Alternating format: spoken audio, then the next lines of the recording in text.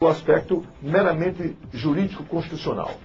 Perfeito. Para citar uma outra referência também importante, que tive que me debruçar sobre ele, tem também um trabalho que é um clássico hoje em todas as universidades, do ex-ministro Paulo Brossard, que também se debruça sobre o aspecto jurídico-constitucional do impeachment.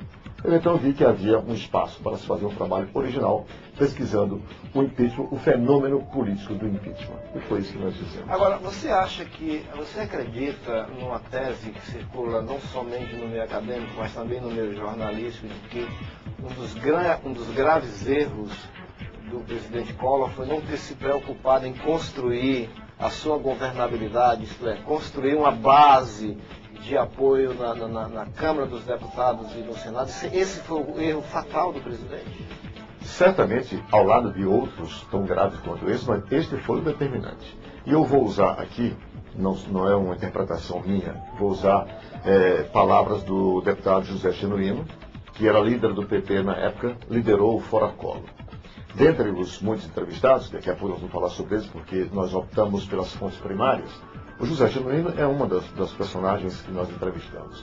E quando eu pergunto para o Genuíno qual a diferença entre os episódios ocorridos no governo Collor e no governo Lula, e por que no governo Collor resultou no impeachment e no governo Lula sequer um pedido de impeachment foi instaurado, apesar de ter existido 3, ele responde, e aí eu vou te responder com as perguntas, com as palavras do José Genuíno. Primeiro, o presidente Lula pertence a um partido com ampla base, um partido de massa, com mais de 1 milhão de filiados. Collor não tinha sequer partido, cumpriu só com a formalidade legal pelo tal de PRL. Segundo, o presidente Lula tem uma base, embora susceptível a alguns humores do Congresso Nacional e do governo, mas tem uma ampla base aliada com outros partidos igualmente substantivos, como o PT, só para dar um exemplo, o PMDB, com ampla capilaridade hoje no Brasil. Terceiro, o presidente Collor não tinha isso. Terceiro, o presidente Lula tem hoje ampla inserção na sociedade, nos sindicatos, nas igrejas, na sociedade civil, enfim, nos vários movimentos. O presidente Collor, ao contrário, virava as costas para todos esses setores. A história é recente, nós lembramos. Então, estes fatores por si só foram determinantes para que o próprio presidente, já na sua campanha, começasse a construir, digamos, as condições objetivas para o seu impeachment. Então, nesse caso, aí a gente pode dizer que o presidente teve um excesso de arrogância ou de autoconfiança, de aquela ideia de síndrome de super-homem. Você conversou com o Collor, né? Por 2 vezes. Ele faz uma autocrítica hoje, daquele período? Faz uma autocrítica, ele não faz uma meia-culpa apenas, ele faz uma culpa inteira. Ele admite que cometeu 2 erros muito graves. O primeiro deles foi imaginar que era possível governar o Brasil a partir de uma relação direta com as massas, com o que ele chamou de descamisados. Porque essa maioria silenciosa, efetivamente, ela sempre é conduzível. Esse foi o primeiro erro que ele admite. O segundo erro, ele disse, palavras dele, foi não construir esta base de governabilidade dentro do Congresso Nacional. Ao contrário, o presidente optou por não conciliar com os vários e diversos interesses que a gente sabe, para ser educado, que faz parte da tradição da política brasileira, uma tradição malsã.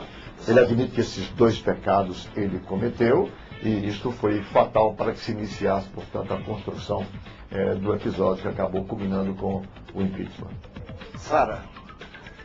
Quem elegeu o Collor? A mídia, a elite ou o povo? Essa tua pergunta é muito instigante, porque em alguns momentos da pesquisa nós buscamos ver se identificávamos uma dessas causas, e eu diria para você que foram várias as causas. Vamos por eliminação, por excludência. A primeira coisa é que é o primeiro presidente a disputar o voto direto depois do regime de exceção. Isso por si só inaugura um momento de extrema vulnerabilidade da sociedade em função das expectativas que tem. Imprensa não sabe como vai ser, sociedade brasileira não sabe como vai ser, e os próprios candidatos menos ainda. Como o Brasil vem de um regime de exceção de mais de 20 anos, portanto, há toda uma ansiedade muito grande. É como se aquele presidente representasse a panaceia de todos os males que permeiam este país até hoje.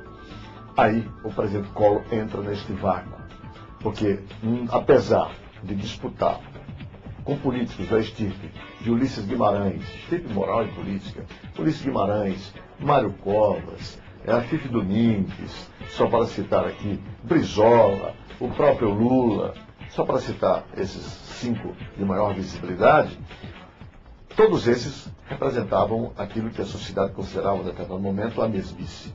Collor surge como o novo. Lembremos-nos que ele vem de uma safra de novos governadores, eleitos no último pleito, governando pequenos estados, em que inaugura naquele instante uma relação tanto quanto arrogante, não só com a política, mas com a mídia e com a própria sociedade. Com a política tradicional. Com os políticos tradicionais. Rompe-se com aquele costume. Para nós que somos do Ceará, lembremos de Tasso Gereissati, é do mesmo período, elege-se justamente no mesmo período de Collor.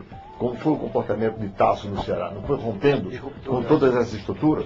Collor fez a mesma coisa em Alagoas enquanto governador.